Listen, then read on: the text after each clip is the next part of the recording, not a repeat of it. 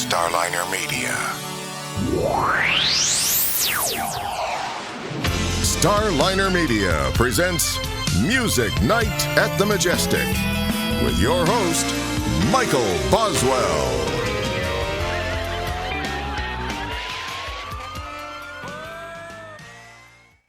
All right, it's time once again for Music Night at the Majestic, and with us tonight, Shawn Lee. Shawn, welcome to the show. Thank you, Michael. Pleasure to be here at last. Well, I'll tell you, we'd reached out about your one of your many projects, Young Guns Silver Fox, but obviously that's not where things started for you, I should say. So, give us a little background on how you started out on this musical journey of yours. Well, that's a very big question, so I'm going to give you a very big answer.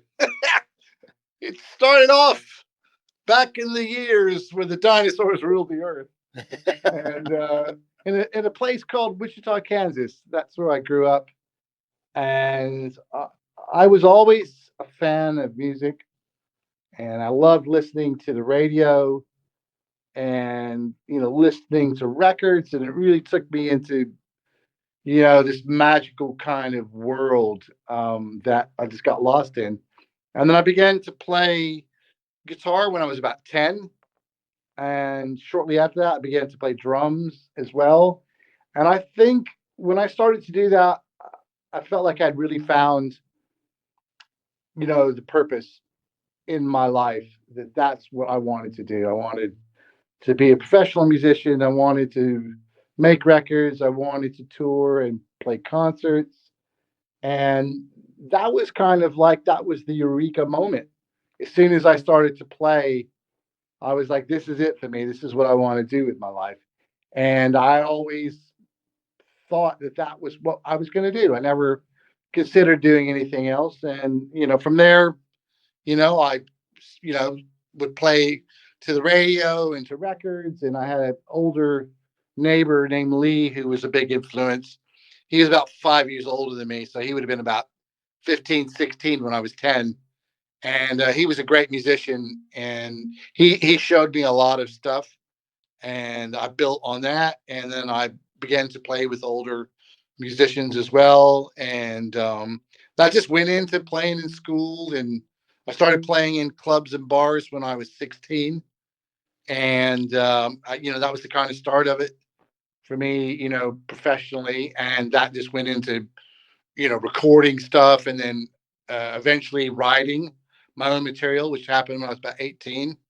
And, again, it was like, okay, now I need to move out of this small town and go where the action is. So I decided when I was 16 that I was going to move to LA.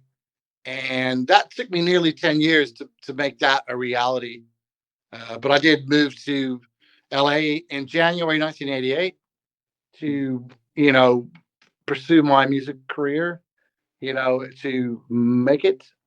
And that, for me, that was about writing and recording and producing my own music, and also working with other people in other capacities, either as a, writer or a studio musician or whatever it was. I was up for it. I felt like I could do anything that interested me, and there were no rules other than just, do what I want to do musically, and do it, get better at it, and just pursue that. So that's what I did. I moved to LA and I started to do that. And that was, getting my songs recorded, meeting people, and, playing on other people's recordings. And that just built eventually until, I got my first publishing deal with EMI in LA. And I got I went on tour, Lollapalooza, second year playing with somebody. And so that was the kind of beginning of that kind of bit of the professional bit of my career. And eventually I got my own record deal in 1993 over in London. And I moved over here, and now I've been here like 30 years. And again, it's the same pursuit, writing and recording, making my own records and working on other people's records. So it's kind of worked out, as it was supposed to, even though it's been a very slow, very gradual, very organic thing. But it's been, I do what I like and I like what I do, and that's how it goes, really. And I'm still getting better. I'm still learning. There's still lots of things I haven't done, and lots of things I want to do. So that is the big answer to the big question, Michael. Well, I know you mentioned a few instruments that you play. If I recall, your list is pretty much like an encyclopedia of instruments. Well, I'll give most things a go. I'm a very natural musician, so not on every instrument, but yeah, sometimes I pick something up, and it's about extrapolating something out of it. It's about finding a part. It's about finding a line or a melody or a chord that inspires something, and it's often that sort of that being an explorer in the way that a kid is, where they, what's this thing do? I don't know. And then they're very open, and they're very creative, like when you're a kid because you don't know the rules. So when I Sure. pick up an instrument I don't know, I'm operating on that sort of premise. So that's my approach, and that really helps creativity. It's like the better you get at doing something, sometimes that becomes a creative cock block. It's like I know too much, and therefore it's like you can't see the forest through the trees because you just don't know where to look because everywhere you look there's something. But when you're naive and you don't understand something, it's kind of like it's like needs, man. You find something, it pulls you into something, and so that's the advantage of doing lots of different things. It keeps that kind of childlike spark alive in me, and it keeps that sort of enthusiasm, which is key to being creative. I think you could be cynical and jaded about the business of music, but or the music business, but you can't be jaded and cynical about the creative bit of music. I mean, that's where the magic is. That's where the goodness is, and that's what I love, and that's what I enjoy. And that's it's very much the same as it's always been. And there's always new ideas and inspiration everywhere you look. You just have to be good at being a receptacle. You have to be open and flexible to all this sort of creative energy that's always around you in the world, and it's there. So you just have to get good at seeing that, hearing that, and kind of filtering that through you. It's like you use yourself as an instrument to amplify what's in the air that's around you. So the best ideas seem to come from someplace else. It's not you that's thinking of them. They're sort of like just coming through you. It's like the music's playing you and not you playing the music. And sometimes there's this nice little dance that you do where you're sort of you it's playing you and you're playing it a bit, and you're sort of like it's like you're dancing with each other, and that's a beautiful thing. It's kind of like it's hard to describe, man, but that's where that's the magical access point. Really, man, that's it. Well, I've always looked at it as though the more either jaded you get or the more you think you know about something, the more inclined you are to see problems Yeah. as opposed to seeing opportunities when you keep an open mind about something. Yeah, I mean, because if something goes wrong, you pivot and you go, okay, that's not working. What's over here? It forces you in another direction, and you have to be willing to abandon something, and not get too precious about it, and not be like bend it to your will. Like, no, this is what I'm doing. It's supposed to be like this. It's the sort of happy accidents and the mistakes and the other things that they're cooler than what you're thinking of initially. I love it when something turns the corner and goes into another direction. It's always way more interesting than what I was. You often think of something that's a lot more literal. It's this, or it's this crossed with that, with a little bit of that. Like I'm gonna make a cheese and tomato sandwich with mayo. If you go into it like that, this is what I'm doing. These are the ingredients, and not willing to be like, oh, wait, I got some sun-dried tomatoes in there. That might be tastier than those, or oh, I've got some this or that, and then you start to like, oh, possibilities, and then it's kind of like you make something that's like, more delicious if you're willing to kind of go the extra mile and entertain, other, pieces of the puzzle. So, it's like that, man. Music is, there's not one way to do it. There's lots of different ways to do it. And if it feels right, then it's right. That's what I say. It's kind of like I trust the gut instinct and the first thought, best thought sort of school of approaching stuff. I feel like, I want to stay out of the way of whatever the music wants to be. I'm just an instrument to utilize, these things to sort of become, and from being an idea into something tangible that's a real thing, which in the end is a record. It's a record that exists without you, and people can listen to it and they can interpret it in their own way and they can feel however they feel. They can like it or dislike it, or they can love it, or it can move them, or it can make them happy, or it make them dance, or it could do all those things and none of those things. Yeah. And that's the beauty of it. It becomes something bigger than you, and so you really are just a vessel to make that happen. It's not about being, like I'm making this music. I'm a genius. It's like no, the music's, it's using me to make itself, and it's way more interesting and sublime than I am. I'm just good at letting it happen. And because otherwise I couldn't come up with all these ideas. I couldn't sit down and go, I'm doing this, and this. I can be like I'm going to do that, but at a certain point, I'm not doing all of it. It's kind of it's taking over and doing it itself, and it's helping me and I'm helping it. And the goal is to make a record, and to make the best record that I can make at that time, and that's good enough. And move on to the next, and keep doing that. Repeat, rinse, and you know what I mean. I don't know. Who knows what the best thing is?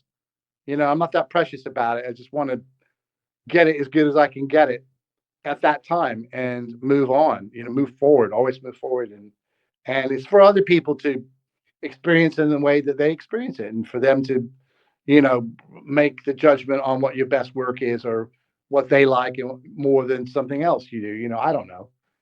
It's people have different tastes. And it's not one size fits all. Right. Well, I'll tell you, you mentioned the making the sandwich, and I've also often used the analogy of how making music and cooking are very similar, Mm. in as much Yep. as you can over season something Yep. and you ruin it.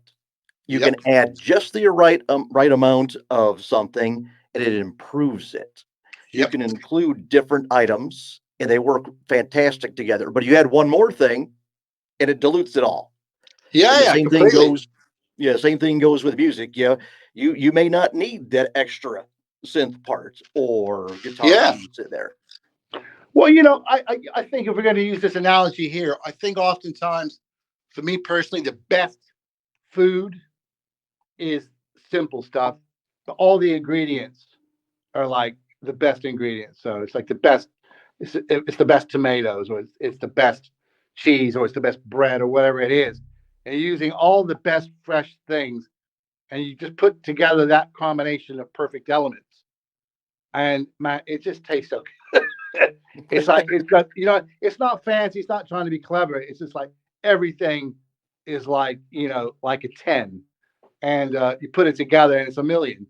And so I think a lot of times the music, if you can make music that has less ingredients in it, but it's like doesn't need anything else, you really won.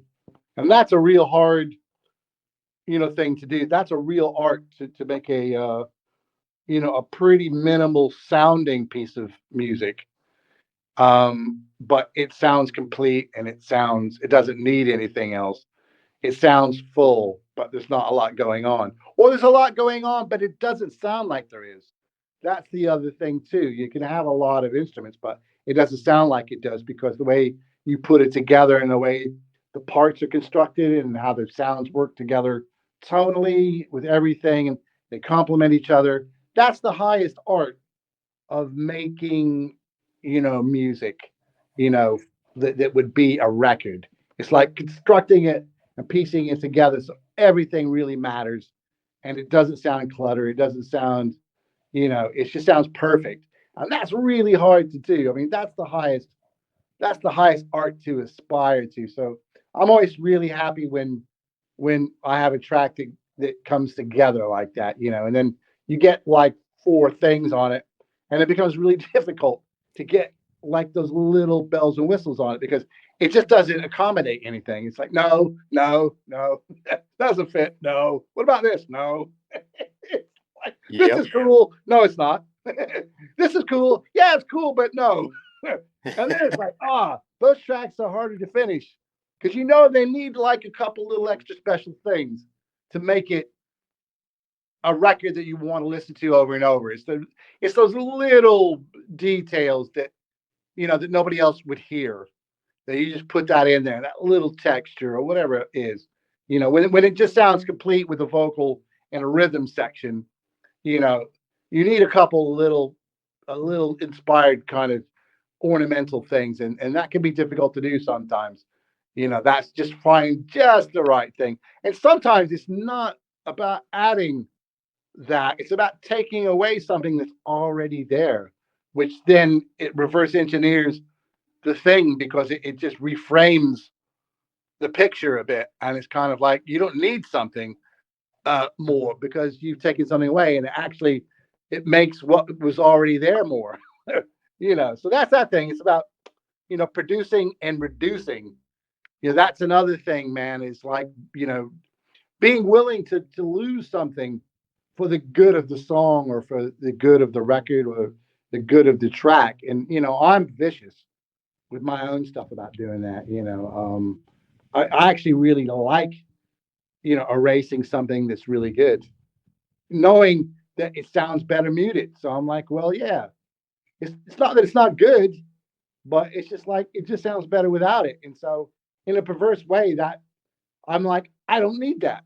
Like nobody else would get rid of that, but I'm just like, hey, I don't need it. You know what I mean? Whatever. It's more than what I need, so I get rid of it. And that's I think there's a lot in that. Reducing stuff, and when you work with other people are always way too precious.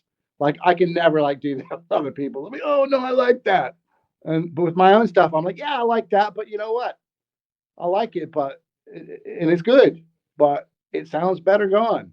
It's like give the song what it wants, what it needs. Don't put your ego and don't be precious about it. It's kind of like you're there to serve the bigger picture, and sometimes, being able just to be like, to get rid of stuff and mute stuff is like, if you're down to do that, man, it opens up a whole other set of possibilities, being able to do that. So it's like taking something away rather than adding something, and it does a similar thing. And space is underrated, man. Space is underrated. Space is the place. There you go. Well, hey, you talk about being inspired. Who were some of the people that inspired you when you were first starting out playing Wowzers, music? man, there's so many. I mean, if I go back, I think the first music maybe the first group I really loved, was like the British Invasion groups. It was the obvious classics, man. It was like the Beatles and the Rolling Stones, and I like the Who, and I went and saw Tommy when it was at the cinema, and I like Led Zepp, I liked all that. But then I also liked Elton John a lot, and then I really liked soul music, and I loved Stevie Wonder, and I loved Earth, Wind and Fire, and the Ohio Players, and Isaac Hayes, and Curtis Mayfield, and there were so many soul and funk groups that were great in the 70s. It was amazing, and so many great like sort of rock bands, and I loved Steely Dan, I loved the Dewey Brothers, I loved early Chicago, and then I got hip to stuff like Herbie Hancock, like Headhunters, and George Duke, and started to kind of get into, you know, I guess what we would just call kind of fusion music. And so it was all those things at once. It was sort of like, and there were a crossover. There were a lot of crossover in those things. I mean, a lot of people were influenced by, you know, uh, Earth, Wind, and Fire, and Steely Dan, um, and you could hear all these things bleeding over into each other. And you also had, all the sort of like LA stuff, particularly where a lot of studio musicians were playing on, various groups of people were playing on, pretty much every record that was coming out. So you were hearing the guys, you know, that played on Steely Dan records playing on Aretha Franklin records, or, playing on, Seals and Crofts or whatever it was. And so the crossover of that musicianship was also a really big influence, whether you knew who they were or not. But I definitely got dialed into paying attention to who was playing on records and who was producing them and where they were recorded, all that kind of stuff. I think probably in the mid to late 70s, when all that information became readily available on records, I started to really nerd out and see what names were coming up. And then I'd look at a record at a record store, and if I saw, you know, Steve Gadd's on this, and Eric Gale, and Jeff Porcaro, and the Sea Wind Horns, or whoever was on it, and I knew what they did, I'm like, well, I'm going to get this record, because you couldn't listen to it back then in a record store. So you had to take a chance. So these were all clues that pointed you into a direction that, yeah, I'm going to like this, or I'm going to like some of it. And so you would take a chance. So I would just buy records, because who did it, who produced it, who's playing on it. And sometimes I like stuff more than other things, but it was a fun, risky kind of business, to do that. And I loved it. So that's kind of like, I don't even know what the question was anymore. But yeah, I mean, that's giving you some insight to, you know, what got me into music, I think. Yeah, well, tell me this. You mentioned producers. Who were a few of the producers that have had the biggest impact as far as when you get into the studio and you start assembling, records for you or Yeah. for somebody else or a group project, what have you? It's a good question. I think when you talk about Young Gun Silver Fox, there's a few benchmark people who I think that, made those records in the 70s and the early 80s that were the best producers of the time for that kind of music. And that would be like a pretty close knit group of people that all knew each other, that were friends, that worked together in various capacities. And those would be like, Quincy Jones, Jay Graydon, David Foster, off the top of my head, those guys, Ted Templeton, as well. I mean, those guys were great. I also think that, from that era, Alan Parsons is a super great producer. And if you listen to, his Alan Parsons projects records, or, you know, stuff he did with Pink Floyd and the Beatles, and Magic, and Year of the Cat, like you hear the quality in these productions, man, and the sounds of these records. That he knew what the fuck he was doing, man. Alan Parsons, he was a genius. He was a Well, super I'll tell genius. that that said is going back to talking about adding or removing stuff. Yeah, those Al Stewart songs, Al wrote as little folk songs, Yeah, yeah. and then Alan turned them into the Majestic records that they became. Yeah, because sometimes those guys, they would just play like a 12-string guitar and sing a thing, and it would sound like a folk song, and then they would turn it. It would get turned into something else once you got a rhythm section on it, and other people playing on it. All of a sudden, it would become a funk song, or it would become, something that was a disco song would become a ballad, or. But I think those guys were, great, and Norman Whitfield, who was one of the later Motown producers, is fantastic. They did the kind of more psychedelic soul stuff, like the Temptations, Papa Was Rolling Stone, and that kind of stuff. I mean, Jesus, so many great producers from back then. And I'm going to be blanking out now, if I'm being honest, because I named some really great ones. And now I'm just like, I'll tell you that George said, Duke was a good producer, who is that? George Duke. Oh yeah. He was a really good producer. People don't really talk about, him as a producer, but he produced other people, and Mhm. it sounds good. I think guys like that, and your David Fosters, and you're talking about guys, you know, um, that played instruments. They were musicians, but they could also arrange, and they knew how to deal with other musicians, and they were really about how music is constructed and how it works from its pieces, and that's why they were such good producers because they knew the craft, they knew how it all fit together, and those are the kind of producers I really like, opposed to the people that are more like your vibe merchants.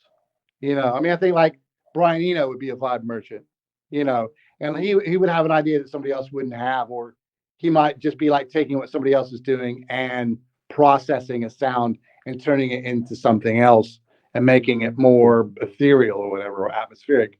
And that's cool too, but it's like I don't know. I feel like the art of the guy that can, work with musicians and make a track and a song sound really good, and can also write music, because those guys were all good, songwriters too. So that's why they were great producers. They knew every aspect of it.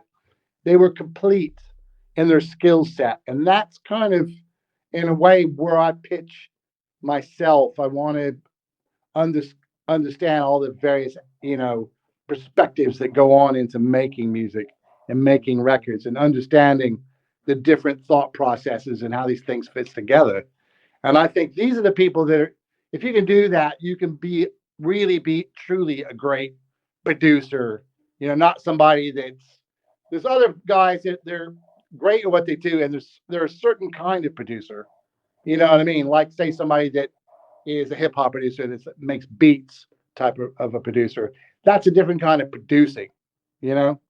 And people can be great at that. Like, say, Jay Dilla, great hip hop producer, in that right. And I'm not sliding him, but it's a different art than somebody that could make any kind of a record, that could work with any kind of a musician or a singer, and make something musically and sonically sound. That's another level of skills, opposed to somebody that's just like or a Rick Rubin, who's again somebody that's like, what does he do? I don't know, but he makes something cool, because he says something or he pops his head in the door and makes people feel a certain way. There's guys like that, you know what I mean? But those guys aren't the producers that I like. The guys that inspire me. It's the guys that can really do it all, that made lots of great records and worked with great artists. And, they weren't getting by on being lucky or working with great artists that were going to be great with or without them, you know what I'm saying? Yeah. But there you go. I'll tell you to digress for a moment here. You mentioned about leaving Wichita for LA. Once you got to LA, when did you get the first, we'll say, break or job of consequence, and what was it? Good question. Well, I went there like in January '88, and I had like not very much money saved up to try to get my feet on the ground. And so I think after 6 months, the money ran out. And I was like, I'm going to have to get a job, I'm going to have to get a job. Because when I moved there, I said, I'm not going to play any kind of cover, band gigs. I'm not going to play any top 40 stuff. I'm not going to get sucked into that because I'd done nearly 10 years of that in Wichita. And I was very good at doing that. But I was like, I'm not going to trade, you know, um, the car I already had for like a newer model. I was like, this is not what I want to do. I need to do my own music. So I had to find some sort of job. So I got that.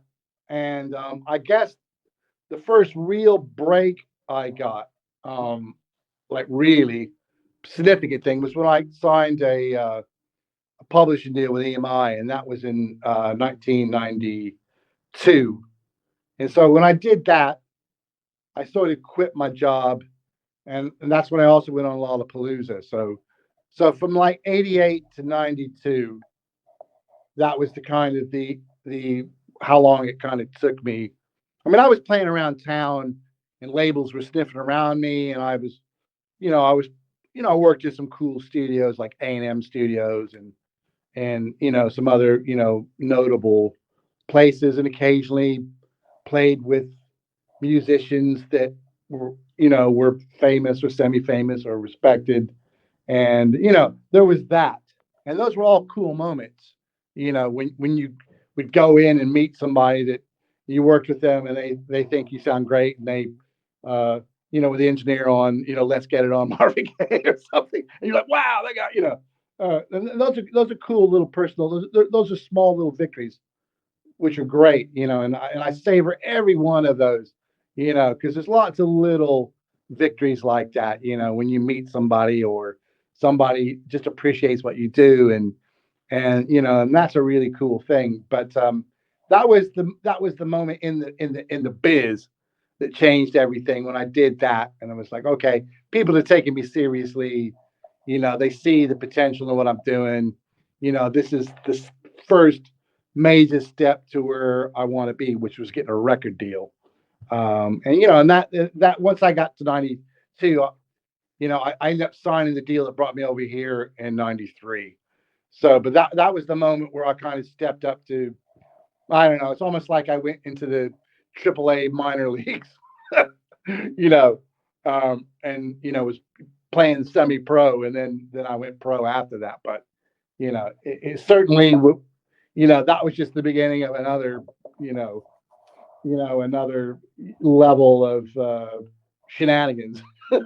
Yeah. Tell me this, Sean. How did you come to work with the Dust Brothers? The Dust Brothers. I nearly mentioned them earlier. I love the Dust Brothers production when they came out and doing stuff. And they were doing like the early Delicious Vinyl and kind of stuff. And then I had a friend in LA. He was one of the first guys that I met.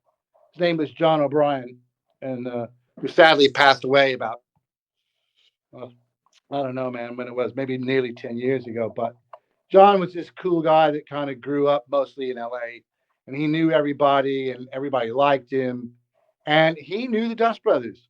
And so I just suddenly was like, hey, man, let's go to Sunset Sound, and the Dust Brothers are in there doing a thing. And so I went in and kind of watched them work. And I'm like, they're my favorite producers right now. And I'm sitting here watching them in Sunset Sound, like, this is crazy. And so I was kind of around the peripheral of them and other people around the same time. Fishbone was another group that I was around them quite a lot, and back then. And I'm gonna give my dog some water. She just did. Hey, Carl, here's some water. And so the Dust Brothers, eventually, I was at a trumpet player's house, and who I was working with a lot, and he was friends with the Dust Brothers, and he played on some of those, like Tone Loc, Young MC records and things like that.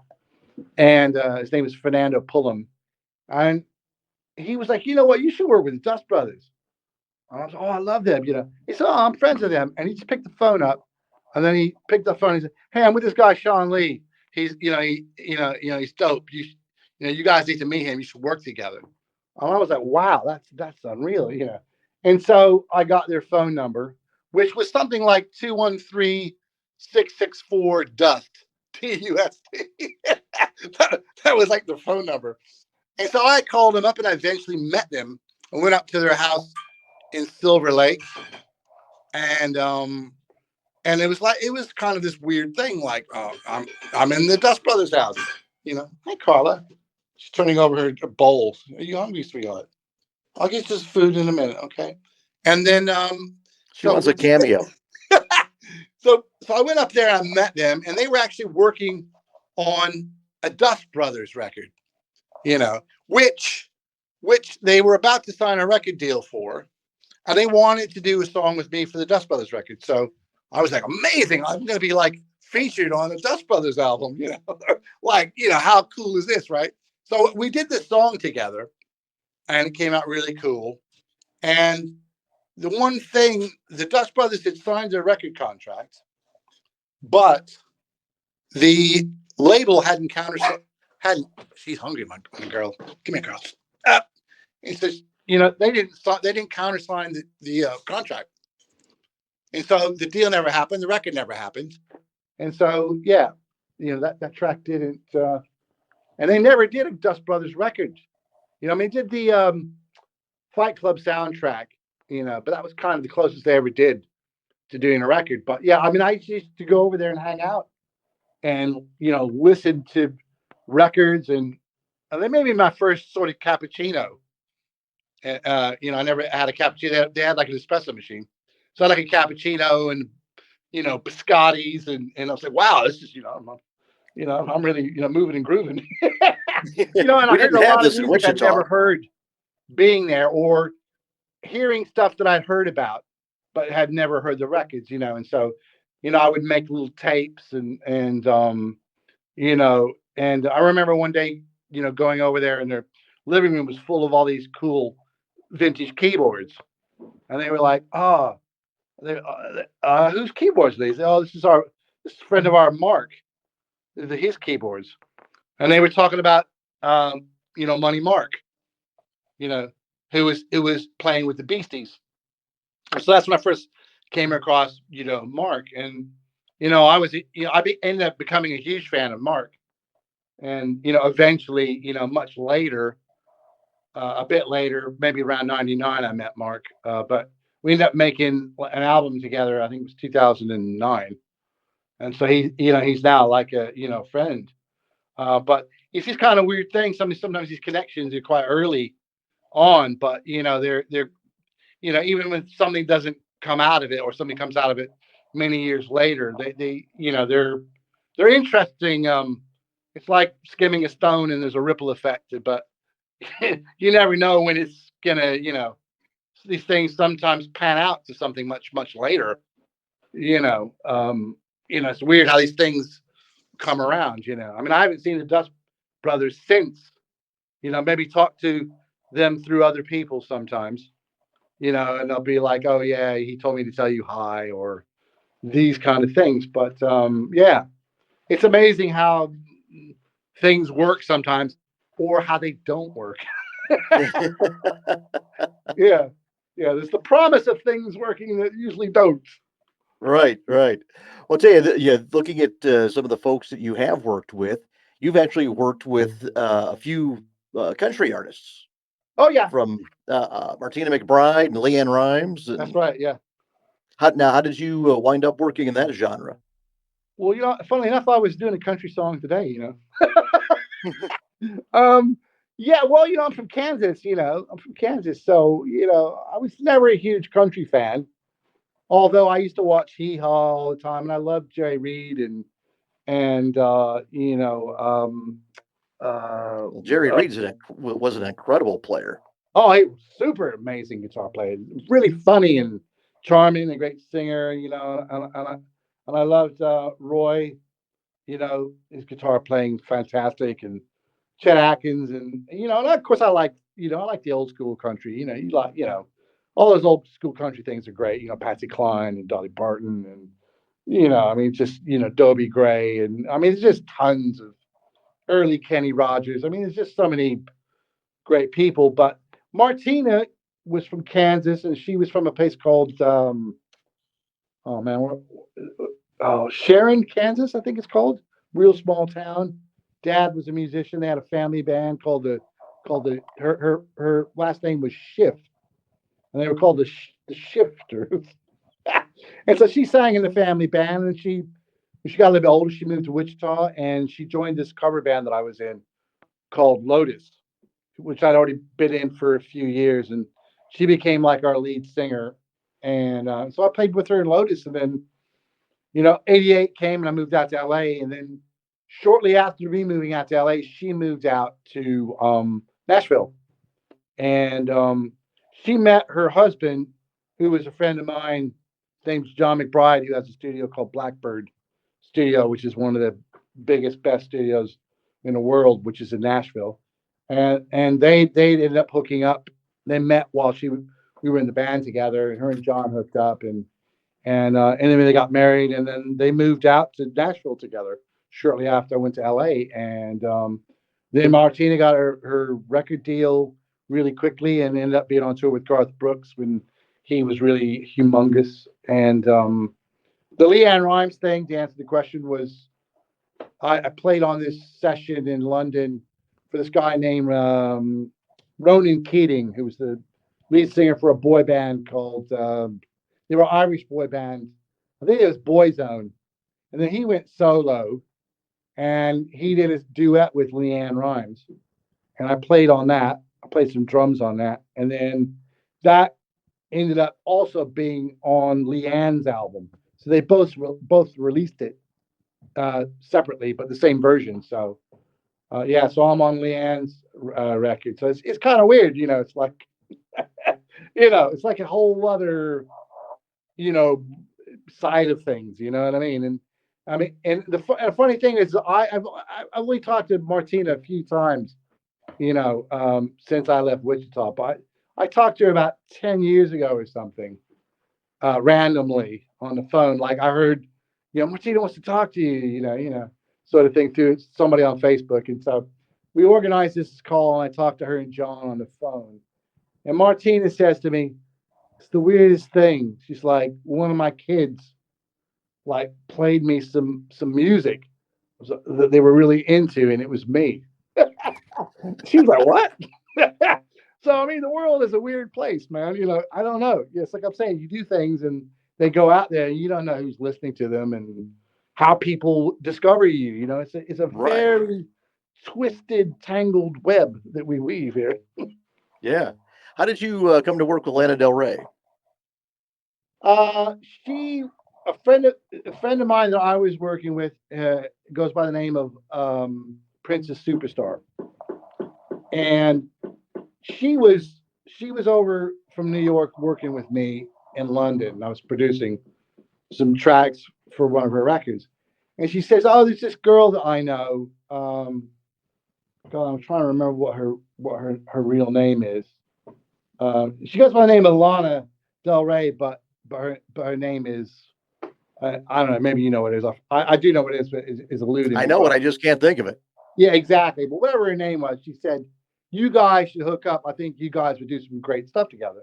And I was like, "Oh, cool, right?" So anyway, then this publisher, not so long afterwards, completely unrelated, some like I think it was a Swedish publisher who lived in Germany, and I didn't know him, but he was a fan of my music, and he said, "We've signed this girl, you know, and we really think you guys should work together." And it was Lana Del Rey, from a different person. And then I thought, well, I must work with this person because two different people thought that we'd be an interesting combination. So turns out that another friend of mine was was going to work with her, and he said, "Look, she's coming over to London, and she would like to meet you, you know, and come to your studio." So she comes to my. This is before she's ever released an album, you know. And she says she comes to my old studio in London, and comes by, and she's like, it's cool as fuck, and she's, "Oh, I like your vibe, man. You got this like." I think she said, I mean, it sounds a bit weird saying, but I'm pretty sure I remember she was like, "You have a sexy vibe." She said, I don't know what that means. I don't know. I don't know. What do you do with that? I mean, who says that? But she said that. So she thought I had Hey, a if it sexy works. vibe and that we should do some stuff together. So anyway, we meet, and this is what happens. And then I don't know, not a few months later or something like that.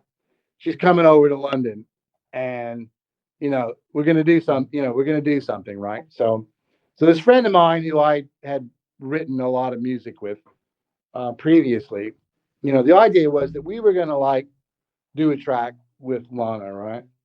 So he says to me, okay, I'm going to start this idea, and then I'm going to send it to you, and then you start plonking stuff on top of it and do your thing, and then we'll send some stuff back and forth, and then Lana's coming over in 2 weeks or something, and then she'll write to that, and we'll have a song, right?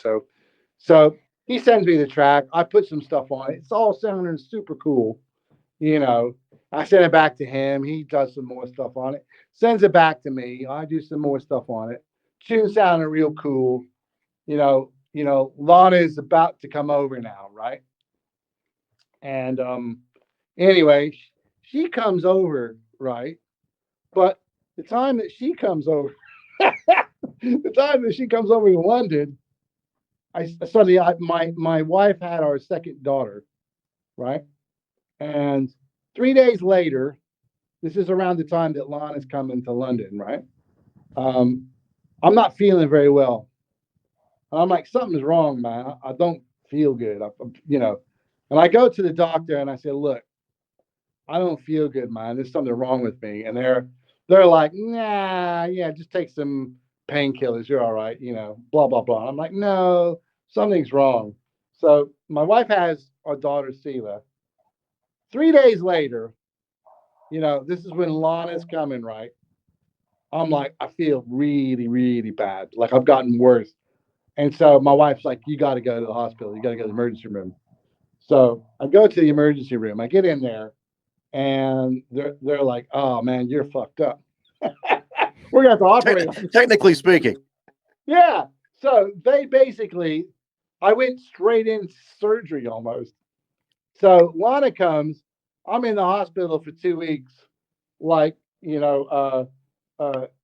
recovering from, being cut open and having an operation. So Lana comes over, she records the song over, what we had done. But the last thing I was supposed to do was, I was supposed to write like a B section for it.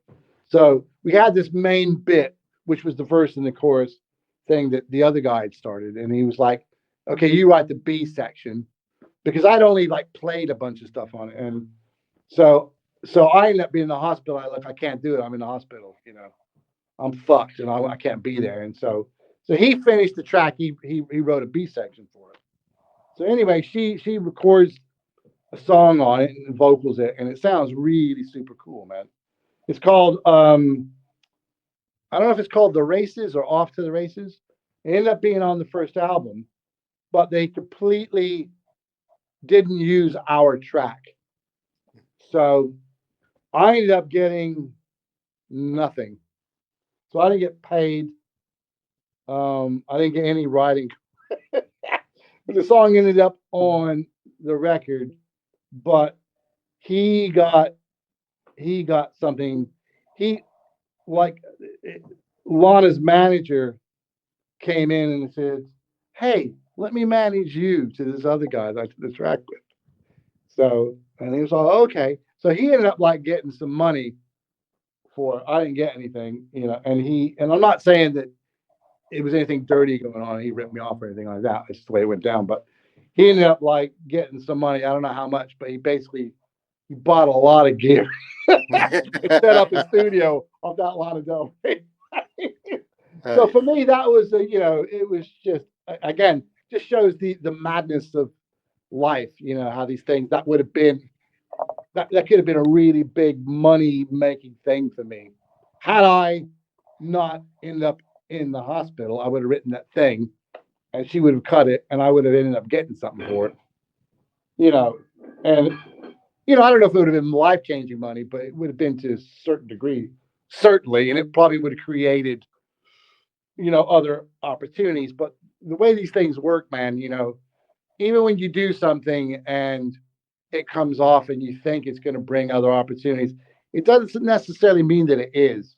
It's like, oh, I've made it now. There's never that moment in my career. There's never that kind of thing where you reach that one level and then you're on another level.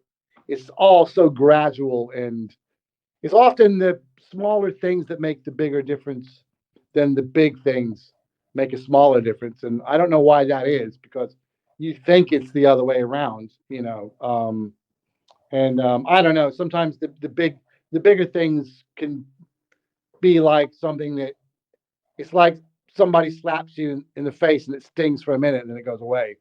It doesn't have a lasting impact. But sometimes it's the smaller things, over time end up being bigger.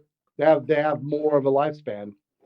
Sometimes, the more underground stuff often will make me more money than the more higher profile things do, and you kind of go into this thing thinking it's the other way around, and it isn't. So the more I know about these things, the more I know that I don't know about these things, and who knows? You never know what's going to happen. That and you never know how it's going to go down and how it's going to come off, and if it will come off, and if something does really well, it leads to other cool opportunities. And I don't know. Sometimes they do, and sometimes they don't. And sometimes they do years and years and years and years later. It's not like an immediate effect sometimes. And I've learned to go with that sort of rhythm. I think I'm just the kind of person that just continually does stuff, irregardless. And I'm not counting on something to be the thing that's like, oh, I've won this award now, and now I'm living on Easy Street. Now it's going to be all caviar. It's never that for me. It's all like, I don't know, who knows. I almost kind of think, I don't know if anything's going to come of this. You know what I mean? I'm very kind of like, yeah, I'm like, wait and see. Let's wait and see. We'll see. We'll see what's what. To tell me this, Sean, what's something that you did approaching it that way with low expectations that end up having a big impact for you? Um, that's a good question, man. I did a song called "Kiss the Sky," which it become much more of a substantial song in my catalog of songs personally. And when I did the track, I liked it. I thought it was good. I mean, I thought the track was good. I thought before there was a song on it, this track's good. I could listen to this. This is a good piece of music. But I've made a lot of tracks where I felt that way about it, or tracks that I made them and I thought, this is the track. This track is so great that it's just going to be like, it's going to take on a life of its own.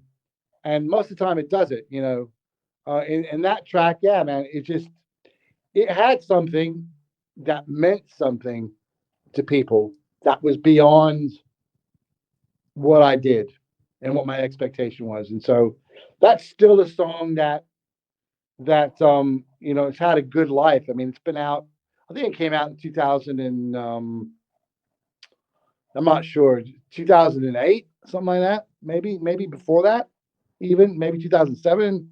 I don't know, but that track's it's had a good run, and it still sounds cool, and it still sounds evergreen. It hasn't really dated.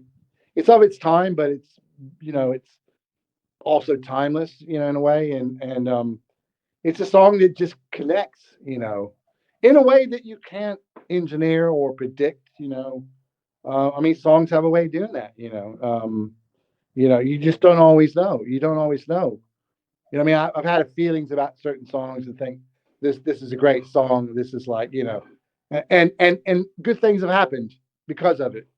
And I have been right, sometimes, but not, but this isn't an exact science. If it was, people would have the license to print money. They'd just be like hit after stunning hit. If you could, that's what you would do. But it just doesn't work like that. Tell And me it's good that this. it doesn't, because it's not. It's an art. It's not a science. Right. Tell me this. How did you come to write the music for Bully? Bully was. I got an email from this guy Ivan Pavlovich, who still works for Rockstar. He's kind of the music guy there. He sent me an email and said, "Look, we're interested in hiring you to be the composer for this game that we're doing, Bully. And would you be interested in something like this?" And I sent him a message and said, "Yes, it sounds very interesting." And they said, "Okay, we're going to send you some plane ticket to come to New York and we'll have a meeting and show you a couple of things and talk to you and see if this gig is yours. And so I went and that's what happened. And then I'm like, yeah, we're going to do this. So I went back to London and then went over to Tokyo for about a week. And then I went back and started doing the Bully soundtrack around Christmas time. That would have been about 2005, I think. And it was just like one of those things that apparently there was one track that I did that they told me later was the track that convinced them that I was the right guy, because the track had this kind of like funky, heavy kind of thing, but then there was this drop in the middle where all the drums went out, and it was just this sort of atmospheric kind of ambient synth thing. And they were like, "Oh, this guy can do like you know atmospheric background music, and he can do this other thing." Yeah. Well, hey, before we go, I've got to ask you about one of your other side projects, InstaFuzz. Oh yeah, me and Little Barry. Yeah, well, I'm looking at a picture of us right now, actually in the studio. That was again. That was a lockdown record. Barry and I are always busy doing our various things. Barry does his own records as Little Barry, and he plays with lots of different people. Like Liam Gallagher and Primal Scream and and he's a busy guy. Plus he's got other projects. And Barry and I have been friends for years, and both fans of each other. And we talked about making an album together for years. I mean, for years. I sort of mixed the third Little Barry album, King of the Waves, at my old studio, and got into doing little bits in the studio on it as well, singing on it and doing a couple of things with Barry. But we were like we started to really talk about the kind of record that we would make at that point. And so when everything shut down, Barry and I, we were at home, both of us. We didn't have any work. And I was like, now's the time to make this record. There's no excuses. We got the time to do it.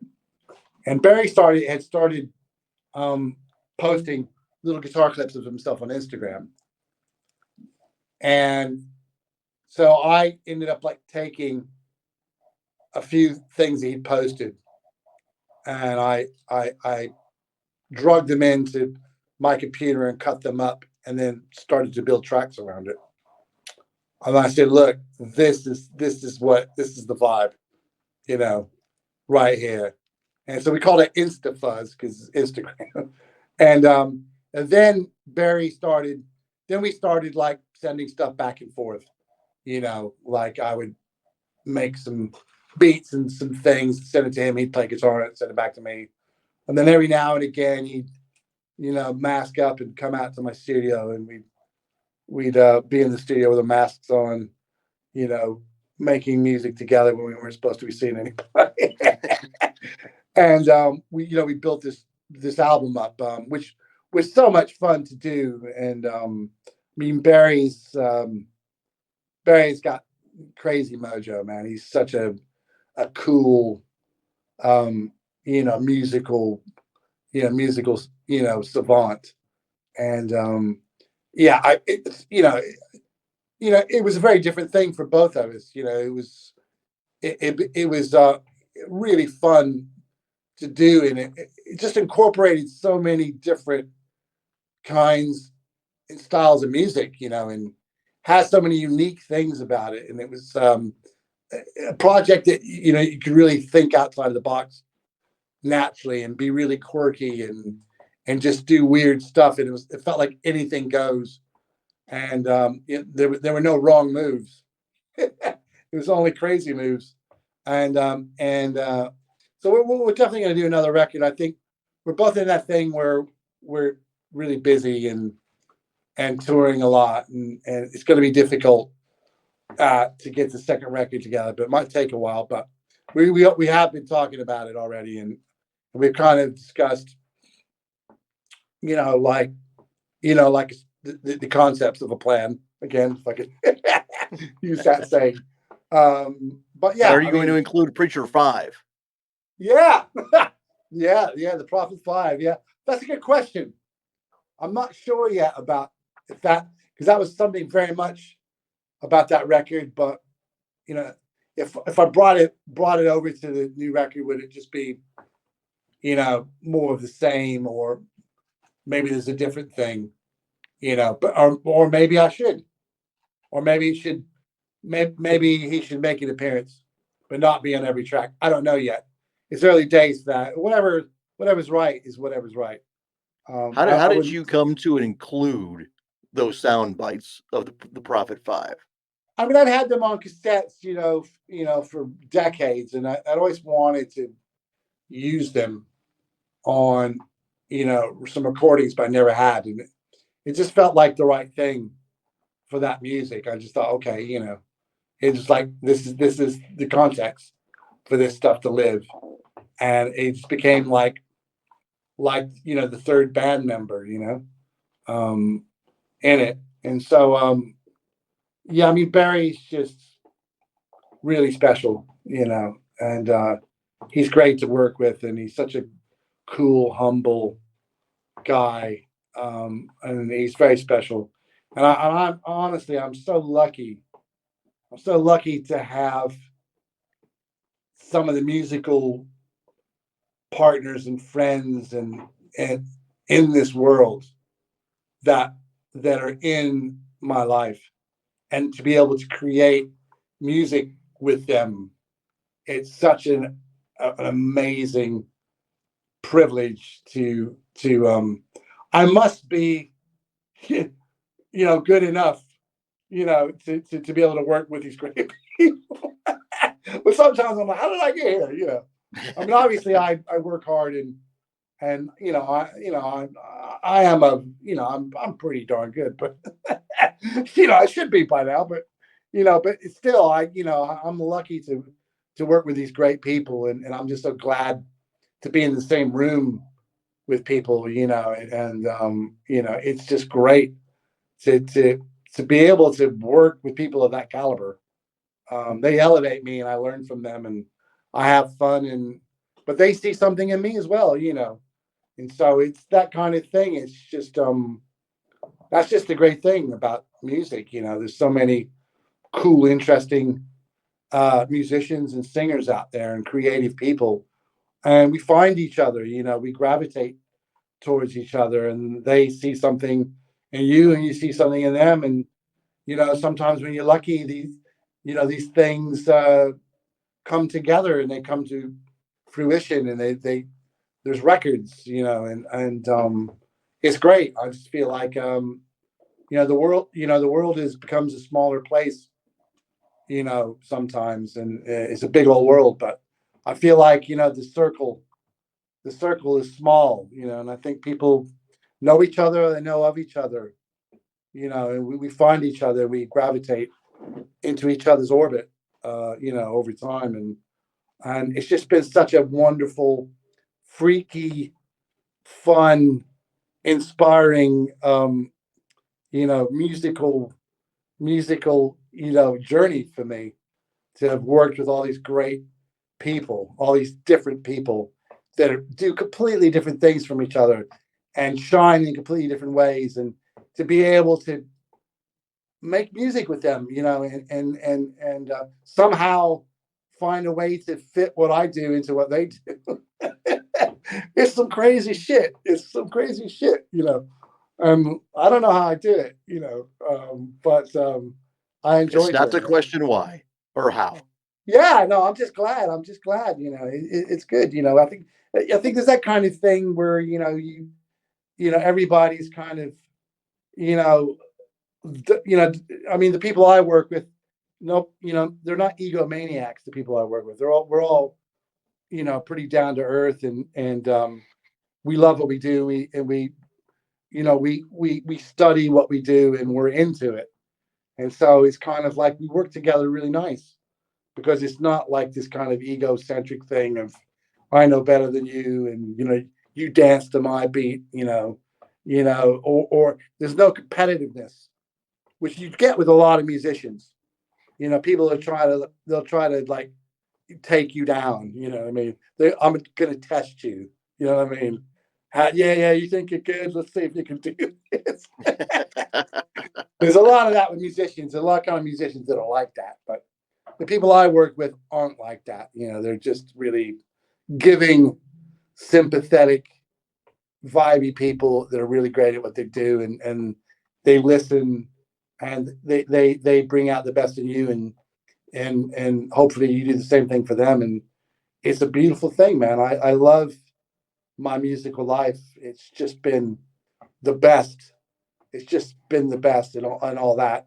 Forget about the music business and hits and money and all that kind of stuff. Could I have made more money? Yes. Could I have made less money? Yes.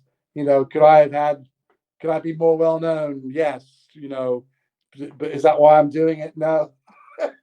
It's all those kind of things. I don't know. It's kind of like, these aren't the things that get me out of bed in the morning. It's just that kind of thing of wanting to do another tune, to do something great, to learn something, to keep moving forward. That's what I want to do. And like I said earlier, hopefully in that pursuit, that relentless pursuit, that something and some things do become great in their own right, and they take on a life of their own, and they resonate with people. And that's magic. When the music goes out into the world and goes into people's ears and into their lives, and the music inspires them, it makes them happy, it consoles them when bad things happen.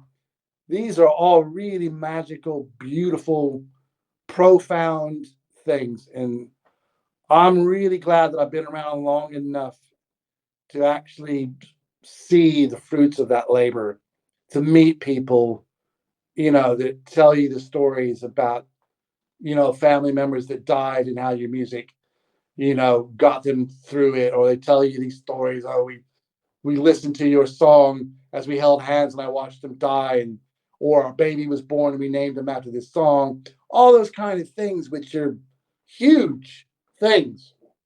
I mean, these are huge things in my life, when I hear these things, or I inspired a musician to become a musician because they loved my music. These kind of things, man, these, I wouldn't say that those things are success. They're bigger than that, but those things are really profound, and they mean everything, much more than like, the things that people quantify, as being success. I mean, these kind of things, they're priceless for me. And I'm really glad that I'm still doing music at my age, and I'm still really busy, and I have energy, and I'm positive, and I believe in what I'm doing, and I believe in the power of music, and that this world hasn't taken that away from me. I feel really fortunate, and I respect the craft of what I'm doing enough to never take it for granted. Never be cynical about the power of what music and what art is, and be humble, about you know you know everything, in terms of knowing my place in this world, musically, and creatively, and understanding that, I'm really working hard to be the best at that in my own right. And I feel like the best is yet to come. I feel like there's a lot more, music to make, and I'm just going to keep doing it. I want to, I'm really burning at the moment as well, man. I'm really burning to like do it. I really want. I'm doing a lot right now, and I feel like I've got a lot to. It's not like it's not like I have something to prove, but I just like know that this life is temporary, and the music, it has more legs than I do, and I just know I'm not taking this life for granted. I need to make the most of it while I'm here, and music's what I do, and so I need to do that and respect that and work at it and get it out into the world while I can, while I'm here. I mean, every day somebody else dies. You'd be like, and oftentimes, not much older than me or younger than me or people that you just see how fragile the whole thing is, and you know what there is, there ain't no second chances here. So you got to take what's given and do the most with it, and that's what I'm trying to do. This has been Music Night at the Majestic with Michael Boswell. If you enjoyed this edition of Music Night at the Majestic, follow us on Facebook, YouTube, Twitter, Instagram, and at musicnight.net. Music Night at the Majestic is a copyright production of Starliner Media. Any use of the accounts and descriptions of this program, its audio or visual content, without the express written consent of Starliner Media is prohibited. Thank you for joining us this evening. We'll see you next time for Music Night at the Majestic. This is your announcer speaking.